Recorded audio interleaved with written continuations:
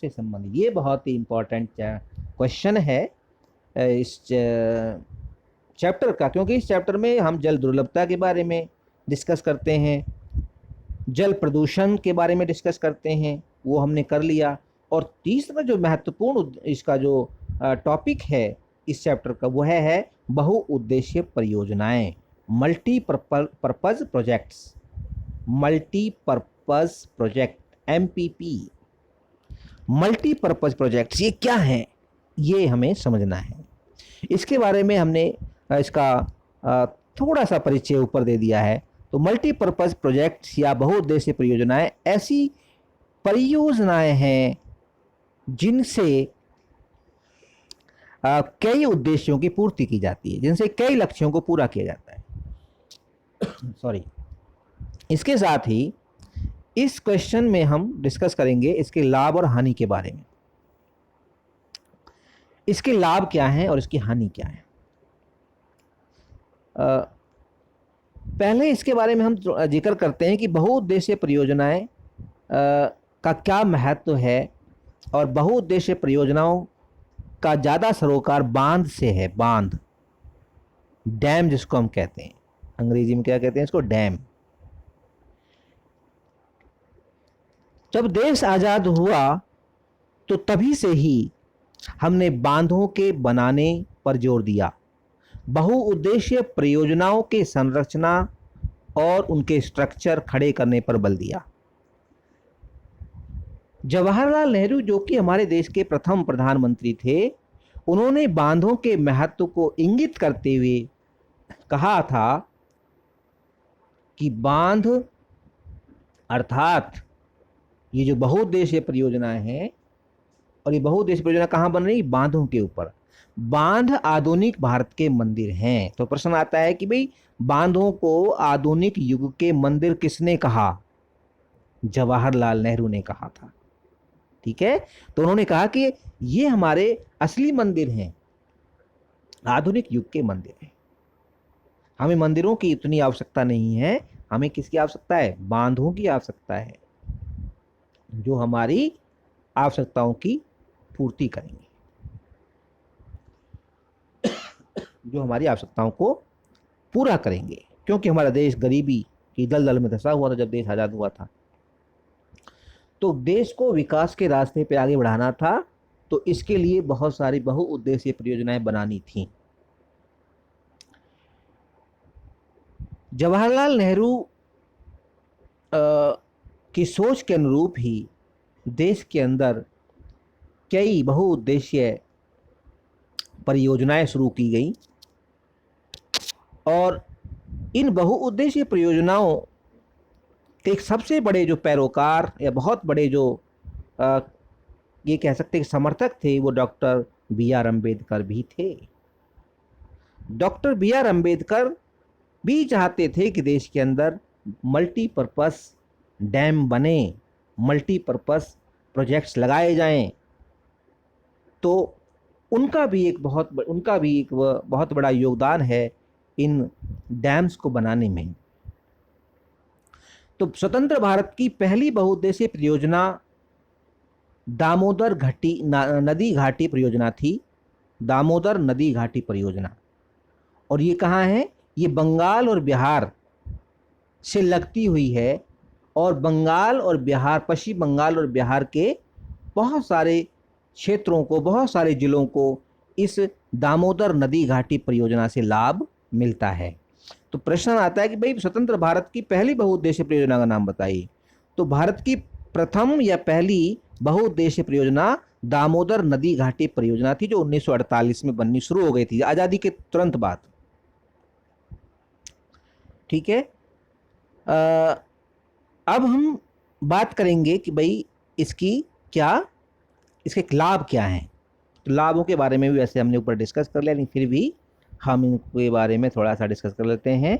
बहुउद्देशीय परियोजनाओं के निम्नलिखित लाभ हैं, जैसे नंबर 1, बाढ़ पर रोक लगाने में सहायक हैं। ये सबसे इंपॉर्टेंट है कि ये बाढ़ को रोक देते हैं, क्योंकि जब नदियां बह रही हैं, खासतौर से वर्षा के समय में जब बारिश होती है, तो पहाड़ों से हिमालय पर्वत खास तौर से, वहाँ से बहुत सारा पानी बह के नदियों में आता है और नदियाँ फिर बाढ़ का रूप ले लेती हैं और इलाके के इलाके को, क्षेत्रों को डुबोते हुए चली जाती है, जिससे बहुत बड़ी संख्या में जान और माल की का नुकसान होता है। तो बाढ़ को रोकने के लिए बांध महत्वपूर्ण भूमिका निभाता है, क्योंकि जब बांध का मतलब रुकावट, रोक लगा देना, दीवार लगा करके पानी के बहाव को रोक दिया जाता है, तो फिर वो पानी वहीं पे इकट्ठा होता रहता है, आगे नहीं बढ़ पाता और इस तरह से बाढ़ का वो रूप नहीं ले पाता, बाढ़ नहीं आ पाती है। तो बाढ़ पर रोक लगाने में सहायक है। नंबर 2, बिजली उत्पादन में बढ़ोतरी हुई है। ठीक है, बिजली उत्पादन में बढ़ोतरी हुई है बहुउद्देशीय परियोजनाओं से। देश के अंदर कई बांध हैं, बहुउद्देशीय परियोजनाएं हैं जहां बिजली उत्पादन का काम किया जाता है, जिनमें खास तौर से भाखड़ा नंगल परियोजना, भाखड़ा नंगल बांध सबसे महत्वपूर्ण है जहां बिजली उत्पादन हो रहा है। ठीक है, इस तरह हीराकुंड बांध जो कि आपका उड़ीसा में है ये, ठीक है, महानदी के ऊपर। तो बिजली उत्पादन में भी ये महत्वपूर्ण भूमिका निभाते हैं। इसके साथ ही मछली पालन में भी ये सहायक हैं।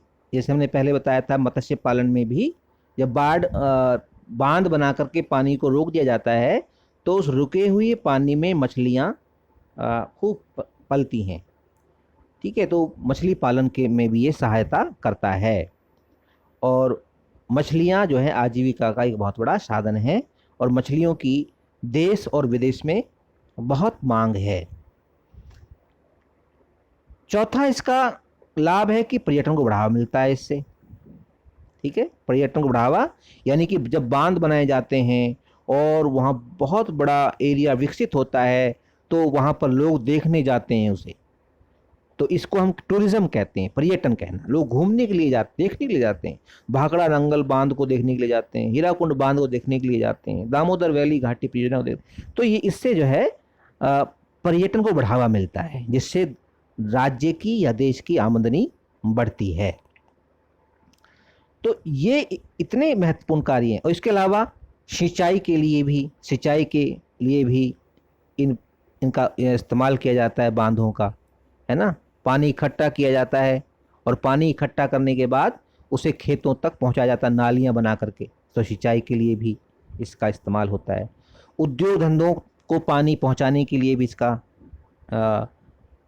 इस्तेमाल किया जाता है और उस बांध में जो पानी इकट्ठा है उसके पानी को प्रोजेक्ट लगा करके उसे साफ करके और पीने के पानी के रूप में भी इस्तेमाल किया जाता है। तो ये सारे जो है बहुउद्देशीय परियोजनाओं के लाभ हैं। अब अगला प्रश्न है कि नदियों का बहाव बाधित, इसकी हानियां क्या हैं, बांधों की हानियां क्या हैं या बहुउद्देशीय परियोजनाओं की हानियां क्या हैं। तो जितने इसके लाभ हैं उतने ही हानि भी हैं इसकी, ऐसा नहीं है कि इसकी हानि नहीं है। तो बहुउद्देशीय परियोजनाओं की निम्नलिखित हानियां हैं। देखिए हानियां, डीमेरिट्स। नंबर 1, नदियों का बहाव बाधित होता है। जो नदियां अपनी स्वतंत्रता के साथ बह रही है वो उसकी आज़ादी चली जाती है, छिन जाती है, यानी कि वो बहाव उसका बाधित हो जाता है, दीवार लगा करके रोक दिया जाता है नदी को बहने से।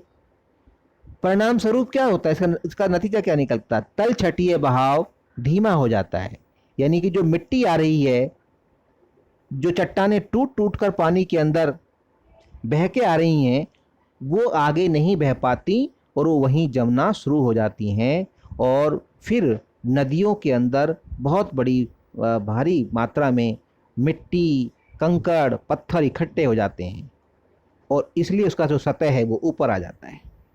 और फिर जब बारिश होती है, पानी में आता है, तो उतना पानी नदियां नहीं ले पाती और वो पानी फिर इधर उधर इलाकों में फैल जाता है, क्योंकि नदी की जो गहराई है वो कम हो गई है, मिट्टी भर गई है उसके अंदर, आगे नहीं जा पा रही है, ये इसका कारण।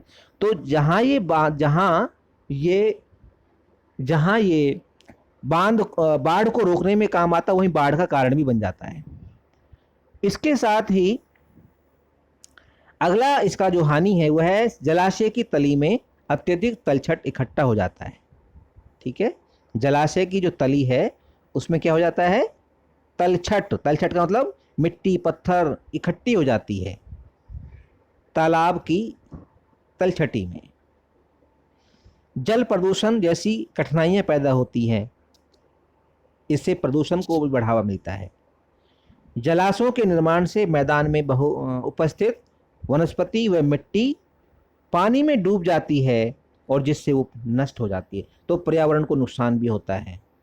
और सबसे बड़ा नुकसान इन बहुउद्देशीय परियोजनाओं का क्या रहा है, वह यह है कि इन परियोजनाओं की वजह से बहुत सारे लोगों को विस्थापन का शिकार होना पड़ा, उन्हें अपने घर जमीन छोड़ने पड़े। ठीक है, इसके साथ ही ये बहुउद्देशीय परियोजना या बांध कह सकते हैं, इनसे बाढ़ का खतरा बना रहता है, क्योंकि अगर ये बांध टूट गए तो फिर बहुत बड़े नुकसान होने की संभावना बनी रहती है। तो ये इस सारे के सारे इन बहुउद्देशीय परियोजनाओं के नुकसान हैं, उनकी हानियां हैं। इसके साथ ही इसमें दो क्वेश्चन और रहते हैं, उनको डिस्कस कर लेते हैं। जल संग्रहण, ये और इसका एक तीसरा बहुत इम्पॉर्टेंट टॉपिक है। पहला इम्पॉर्टेंट टॉपिक था वाटर एंड वाटर स्कार्सिटी। उसके अलावा सेकंड जो टॉपिक था वो था मल्टीपर्पस प्रोजेक्ट्स और डैम्स, उनकी लाभ हानि। और तीसरा जो टॉपिक है वह है जल संग्रहण या वाटर हार्वेस्टिंग। वाटर हार्वेस्टिंग का मतलब होता है जैसे हम अनाज की फसल उगाते हैं, अनाज को पैदा करते हैं, ठीक उसी तरह से हम पानी को भी एक फसल के रूप में उसका इस्तेमाल करें। ठीक है, तो संग्रहण इकट्ठा करना। राजस्थान के शुष्क क्षेत्रों में, अर्ध शुष्क कह सकते हैं, राजस्थान के जो अर्ध शुष्क क्षेत्र हैं, आधे सूखे क्षेत्र हैं, क्षेत्रों में जल संग्रह किस प्रकार किया जाता है, व्याख्या कीजिए।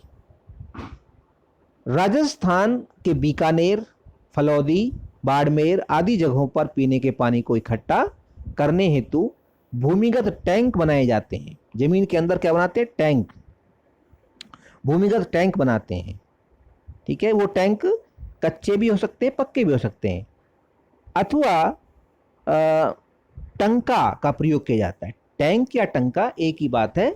नीचे बहुत बड़े पक्के गड्ढे बनाते हैं और उसमें पानी को इकट्ठा कर लेते हैं। और पानी कौन सा होता है, बारिश का पानी, वर्षा का पानी। यह मुख्य घर या आंगन में बनाया जाता है। जो हमारा जो मुख्य घर है उसके आंगन में बनाते हैं इसको, क्योंकि छतों से पानी जो बह के आएगा वो उसमें जाएगा, उसमें इसके अंदर चला। इसमें क्या होता है कि जो पहली बारिश के पानी को इकट्ठा नहीं करते, पहली बारिश के पानी में तो छत वगैरह सब साफ हो जाती हैं, फिर उसके बाद जो बारिश आती है फिर उस पानी को उसमें इकट्ठा किया जाता है और उस पानी को अपने घरेलू कार्यों के लिए इस्तेमाल लाया जाता है। ये टैंक घर की ढलवां छतों के माध्यम से पाइप के द्वारा जुड़े हुए होते हैं, है ना। वर्षा का जल इन पाइपों से होकर टैंक तक पहुंचता है। पहली वर्षा के जल को इकट्ठा नहीं किया जाता, बल्कि इसे टैंक और पाइप आदि को साफ करने में प्रयोग किया जाता है। तो इस व्यवस्था को, इस सिस्टम को हम जल संग्रह के नाम से जानते हैं। यानी कि वर्षा के पानी को इकट्ठा करने के लिए घर के अंदर या घर के आंगन में टैंक बनाए जाते हैं जमीन के अंदर, और उन टैंकों में पानी को इकट्ठा किया जाता है पाइप के माध्यम से। इसे हम जल संग्रह कहते हैं। और ये कहाँ होता है, बीकानेर, फलौदी, बाड़मेर आदि जगहों पर। अगला है, इसी से जुड़ा हुआ क्वेश्चन है कि भाई परंपरागत वर्षा जल संग्रह की पद्धतियों को आधुनिक काल में अपना कर जल संग्रह, जल संरक्षण एवं भंडारण किस प्रकार किया जाता है। देखिए, ये जो जल संग्रह की जो पद्धति है ये कोई नई पद्धति नहीं है, बल्कि प्राचीन काल से चली आ रही है। हमारे पूर्वज भी इस पद्धति का इस्तेमाल करते थे। वर्षा जल संग्रहण पद्धति वर्षा के जल को पीने के लिए एकत्रित करने की एक विधि है। वर्षा का जो पानी है बहुत शुद्ध पानी माना जाता है, मीठा पानी होता है, और उसे इकट्ठा करने की जो विधि है उसे ही हम जल संग्रहण कहते हैं। Water harvesting is the method to collect water water कौन सा? Water of rain. ज़्यादा आबादी वाले नगरों जहां पीने योग्य पानी की कमी होती है, ये पद्धति अपनाई जाती है। ये कहाँ अपनाई जाती है पद्धति? उन जगहों पर जहां पर पीने के पानी की कमी होती है, खासतौर से राजस्थान, ठीक है, जैसे राज्यों में। इसका प्रारूप इस प्रकार है। नंबर 1, पानी को साफ करने के लिए एक 3 स्तरीय छनन प्रक्रिया का इस्तेमाल होता है। 3 स्तरीय छनन प्रक्रिया होती है। देखो, वाटर जो हार्वेस्टिंग का एक मेथड है, सबसे ऊपर हम मोटे वाले पत्थर रखते हैं, फिर नीचे हम उससे छोटे पत्थर रखते हैं, और सबसे नीचे रेत या रेत डालते हैं। इस तरह से एक सिस्टम है, ये पद्धति है। बड़े पानी पत्थरों में से होते हुए पानी इन छोटे पत्थरों में छनेगा, और इन छोटे पत्थरों में छन के फिर इसमें से छनेगा। तो इस तरह से वो पानी को साफ करने के लिए, और ये वाटर, इस जो हमारा जो ग्राउंड वाटर है, जिसको हम भूमिगत जल कहते हैं, इसको रिचार्ज करने की भी एक बहुत ही सटीक प्रणाली है। पानी की आजकल कमी हो रही है ना, ज़मीन के अंदर पानी है ही नहीं। पानी जो पहले 15-20 फुट पे मिल जाता था, अब वो पानी 200-300 फुट पे भी नहीं मिल रहा है, कहीं कहीं तो हज़ार फुट पे भी नहीं है। तो उसका कारण क्या है कि हमने पानी को बहुत ज़्यादा इस्तेमाल किया है। अब उसकी पूर्ति हम कैसे कर सकते हैं? इस विधि के द्वारा वर्षा के पानी को जमीन के अंदर ले जा करके हम इसकी पूर्ति कर सकते हैं। क्लियर? एक मिनट। दूसरा क्या है कि पाइप की मदद से जल को टैंक तक ले जाया जाता है इस विधि के द्वारा, है ना। तो पानी को साफ करने के लिए 3 स्तरीय छनन प्रक्रिया का इस्तेमाल होता है। दूसरा क्या होता है? पाइप की मदद से जल को टैंक तक लाया जाता है, ठीक है, जब पानी इकट्ठा होता है टैंक के अंदर। और तीसरा, कुएं के जल से पानी का पुनर्भरण किया जा सकता है। जो कुएं का जल है, उस कुएं के जल से पानी का को फिर से उसका पुनर्भरण कर सकते हैं। और तीसरा, हौज अथवा टैंक के अलावा पानी को कुएं आदि तक ले जाया जा सकता है। हौज का मतलब क्या होता है? टैंक होता है, तालाब। तो हौज अथवा टैंक के अलावा पानी को कुएं आदि तक ले जाया जा सकता है। हमने टैंक में पानी इकट्ठा किया, तो उस टैंक के पानी को हम कुएं तक ले जा सकते हैं। तो इस तरह से जल संरक्षण पद्धतियां पहले ज़माने में या प्राचीन काल में अपनाई जाती थीं, जिन्हें हम परंपरागत जल संरक्षण पद्धति के नाम से जानते हैं। और ये पद्धतियां आज भी अपनाई जा रही हैं भारत के बहुत से हिस्सों में। तो इस तरह से इस चैप्टर के लगभग सभी इम्पोर्टेंट क्वेश्चंस को हमने डिस्कस कर लिया है। और इसमें अब हम कुछ छोटे क्वेश्चंस को डिस्कस करेंगे, जो कि कॉम्पिटिटिव एग्ज़ाम्स के लिए बहुत ही इम्पोर्टेंट है। कॉम्पिटिटिव एग्ज़ाम्स जैसे एसएससी के एग्ज़ाम्स होते हैं, या फिर और बैंक के एग्ज़ाम होते हैं, उनमें जीके क्वेश्चंस आते हैं। और जीके में ज्योग्राफी का बहुत ही महत्वपूर्ण भाग है, और उसका एक तरह से रोल है, उसकी भूमिका है। तो जल किस प्रकार के संसाधन वर्ग में आता है? हालांकि ये थोड़ा सा वीडियो बड़ा बन रहा है, लेकिन 5 या 7 मिनट में हम इसको ख़त्म करेंगे। तो जल किस प्रकार का संसाधन कहलाता है? जल एक नवीकरण योग्य संसाधन कहलाता है, ठीक है। इसके साथ ही गुल या कुल क्या है, एक इससे जुड़ा हुआ एक क्वेश्चन और था, गुल या कुल। एक प्रकार की जल सिंचाई वाहिकाएं, जल सिंचाई के लिए जो वाहिकाएं या नालियां या नाले बनाए जाते हैं, और जो नदी की धारा का रास्ता बदलकर बनाई जाती हैं, उन्हें हम गुल या कुल कहते हैं। यानी कि नदी से कुछ नालियां खोद करके खेतों तक पानी लाया जाता है, उसे गुल या कुल कहते हैं, ठीक है।